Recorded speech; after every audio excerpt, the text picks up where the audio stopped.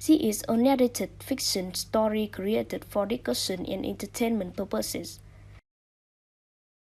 With a quick glance down the hallway leading back to the bedroom, I sluggishly made my way toward the front door, not expecting anything good to come from opening it.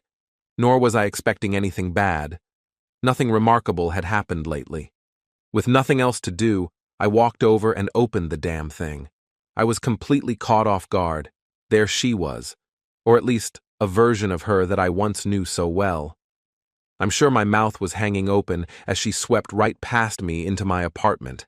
The same apartment she had left behind about 3 months ago, leaving me behind along with it.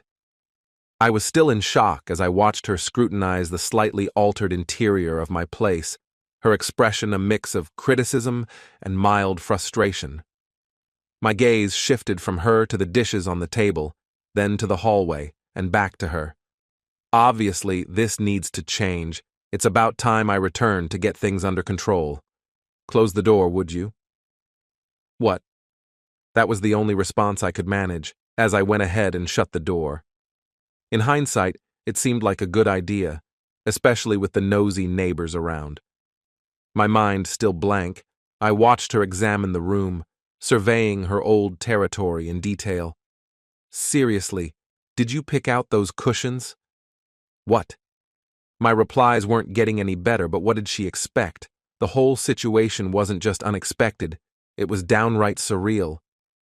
Did you even bother to clean while I was gone? I glanced around. The apartment wasn't messy, just lived in. The obsessive neat freak was gone, which meant I no longer had to endure the cold sterility of the place. My bags are in the car. We can grab them later. My mind was barely functioning, but I noticed that she was behaving with her usual confidence, which didn't quite fit the situation. Your hair. I started, trying to focus on something other than the confusion. Well, it was better than blurting out, "What?" Yeah, I know. It'll grow back soon. I had always been captivated by her hair, so seeing her with a chic but very short cut shocked me. She wasn't my woman anymore, obviously, but it still hurt to see her without one of her most defining features. It felt wrong. A real shame. That's going to take at least 5 years. At least I was forming complete sentences again. We've got plenty of time, darling. What? Did she just call me that? Darling? Yeah, I know. You don't need to bring it up. I've been acting weird for a while, but now I'm back. Everything's going to be okay. She smiled at me like she was trying to soothe a child. Seriously? That was her idea of an apology? Yes, sweetheart. To my horror, she stepped closer, like she was about to kiss me. Who was this woman, and had she lost her mind? She must have read my expression because she stopped, looking somewhat surprised. I know. You always liked my hair, but I just felt like I needed a change. Yeah, I picked up on that. What? Oh no, I was just talking about my hair. Everything else I want to go back to how it was. That includes you, obviously, in case you hadn't noticed. She had the nerve to wink at me. So, Tom didn't have any input on your new haircut? She barely flinched, almost imperceptibly, but I noticed. Tom is history, for good. Wow, her latest flame didn't stick around long. Oh? What? So, Tom had no say in your new hairstyle?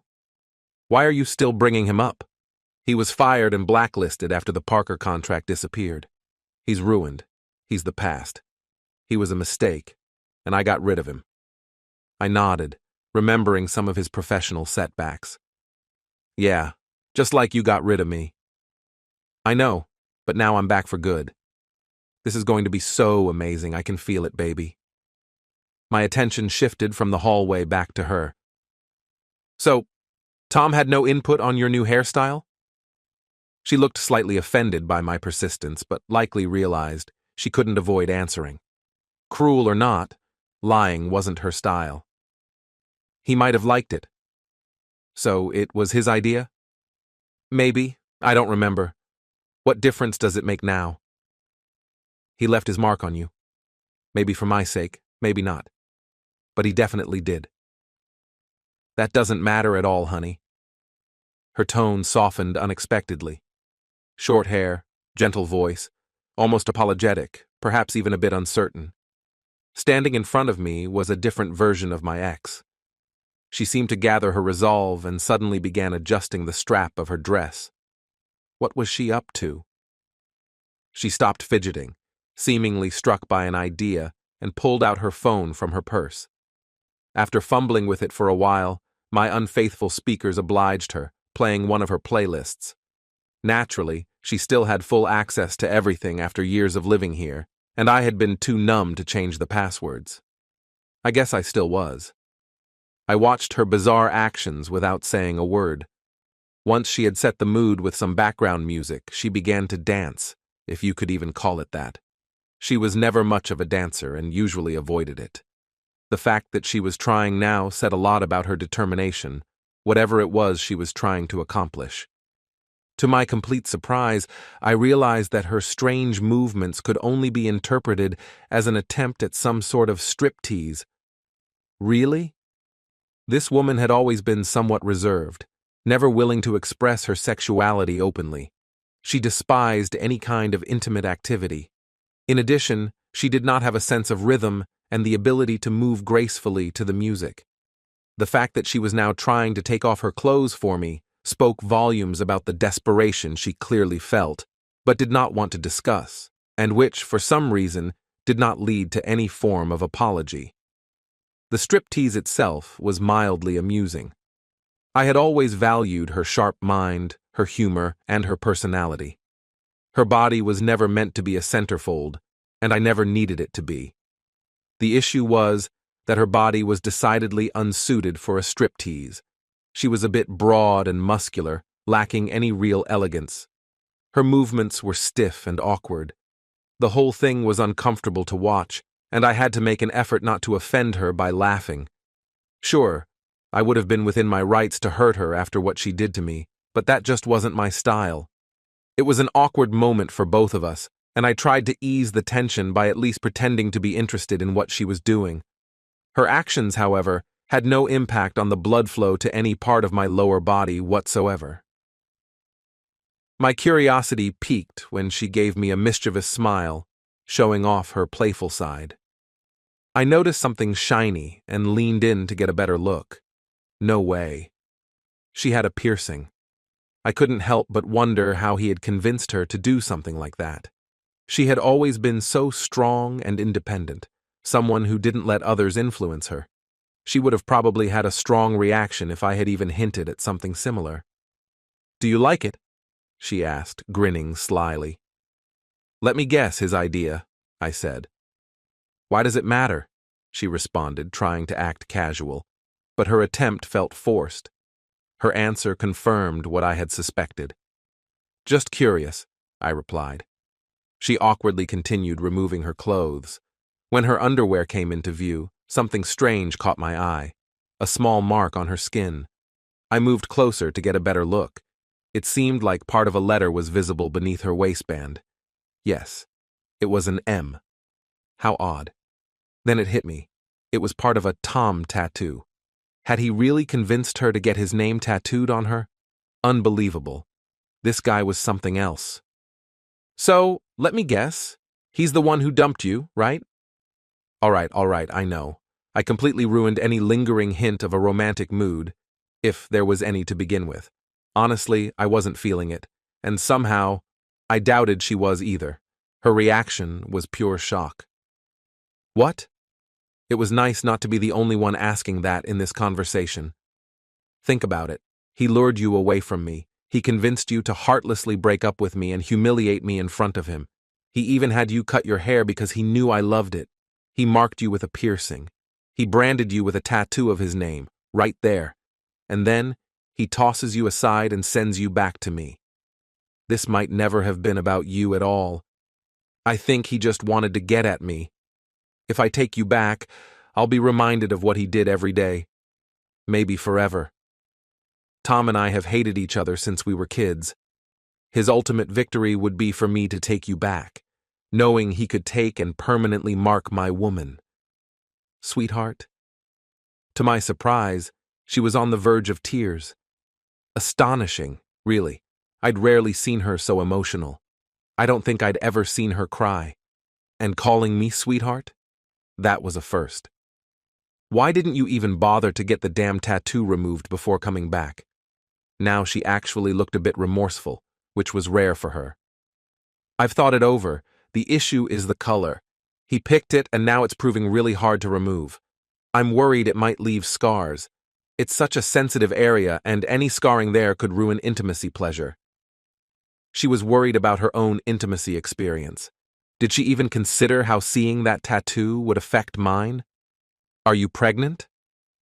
She was utterly shocked, completely taken aback. Then the tears started to fall. How did you know? I didn't. I was just trying to figure out what else he could do to us. The ultimate blow would be making me raise his child. So, let me guess. Once you found out he got you pregnant, he left you, right? She simply nodded through her tears. Man, I wish I had turned down that promotion and let him take it instead. Maybe then he wouldn't have used you for revenge. You might not have cheated on me. You might not have left me for him. Then again, if he could pull you away from me so easily, maybe there wasn't much love between us to begin with, was there? It was a hard truth to face. We never had the kind of intense, fiery love you read about, but we liked each other a lot and genuinely enjoyed living together. It was more like we were the best of friends, with some added perks. Tom was incredibly good-looking, but I always thought that if we truly loved each other, he wouldn't have been able to seduce her. I don't know, she managed to say between sobs. But I really want to get back to how things were between us. I really do.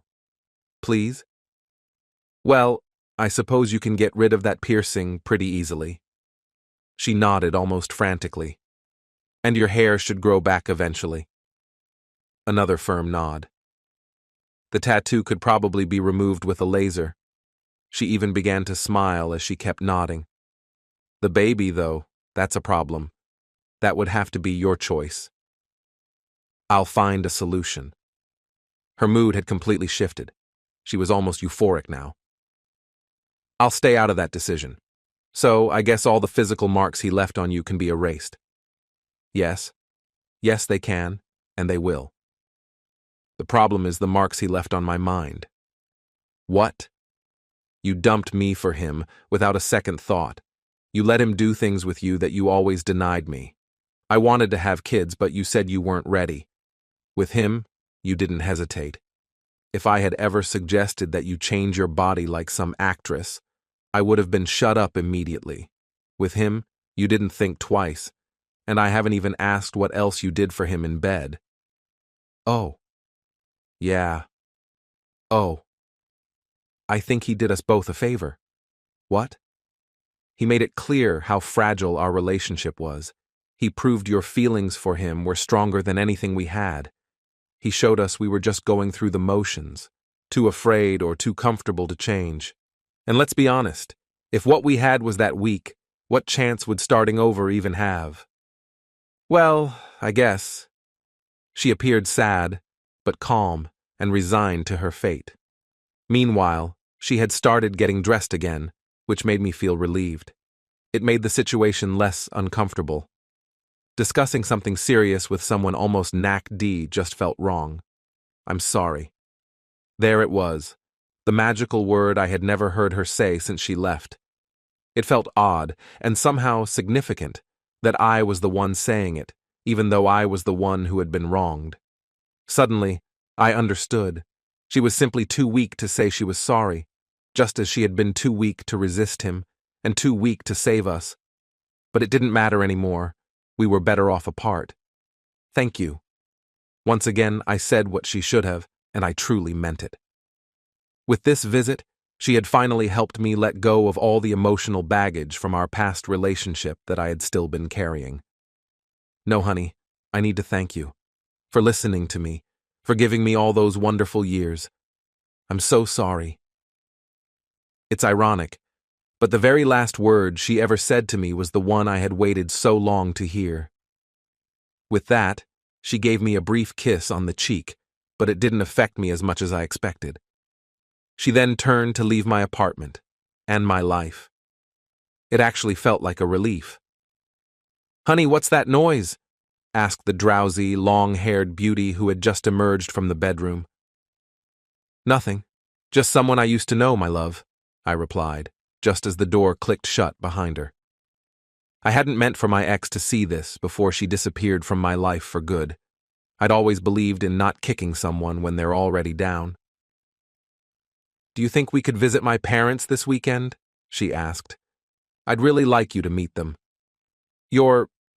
Yes, absolutely. I'd love to meet them." The thought genuinely made me happy.